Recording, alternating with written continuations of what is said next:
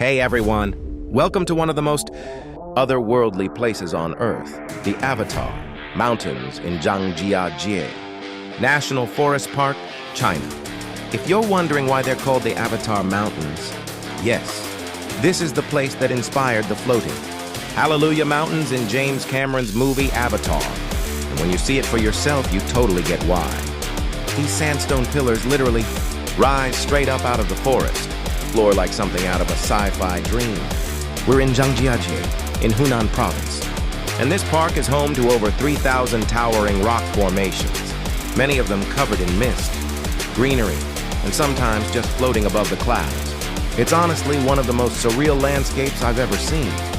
I took a walk on the Baylong elevator, the world's highest outdoor elevator, and the view from the top is absolutely breathtaking. You're literally standing above the clouds, looking out across these jagged peaks that feel like they're from another planet.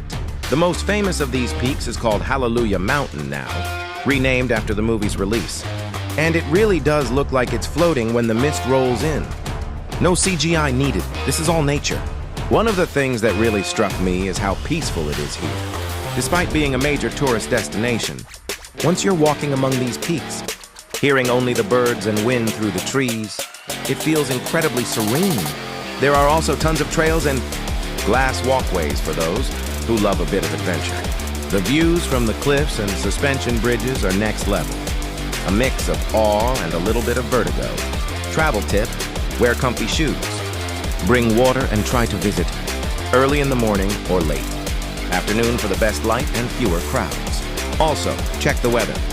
The mist adds magic, but a clear day gives you unbelievable photo opportunities.